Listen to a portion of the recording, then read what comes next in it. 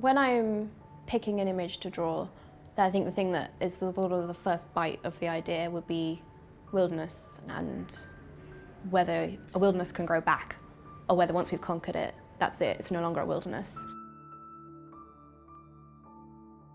It's the small things, it's the weeds and the cracks in the pavement, and I think the interest for me is trying to find those small things and make something out of it.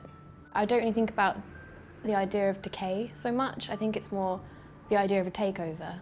The slow, kind of gradual takeover of one thing from the other.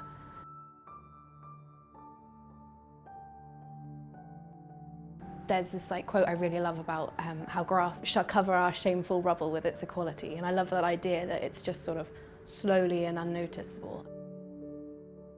When I finish the drawing, sometimes, not always, when you stand back and I look at it and I sort of think, I can see something else going on there.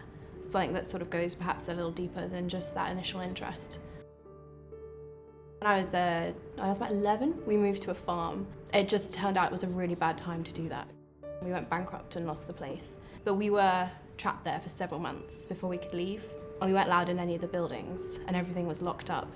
So we were just watching nature take everything back. Sometimes I see that in my drawings. I see some of that emptiness.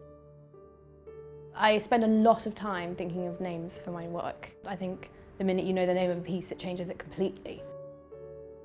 I do read a lot of poetry about wilderness and nature, and I'll make a list of lines I like and words I like, and I'll start to kind of meld them together.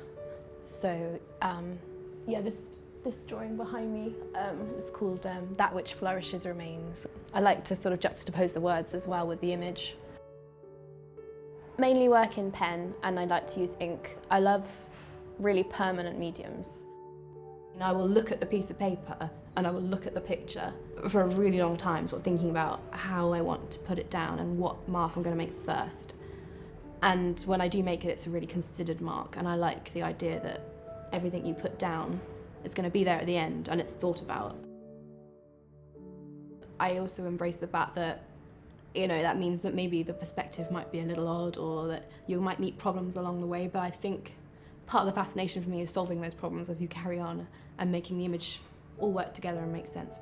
When I start drawing the image, then it will sort of grow out from a point that I've decided when looking at what I'm going to draw. That will decide the perspective or the size of everything. So I think if I get that tree in, then I can build everything around that tree. Then the drawing will kind of grow out of that.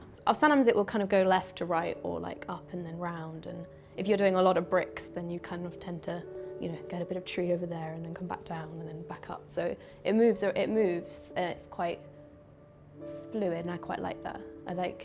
Because the medium's so permanent, it feels quite forceful, so then being able to be fluid with it is really enjoyable.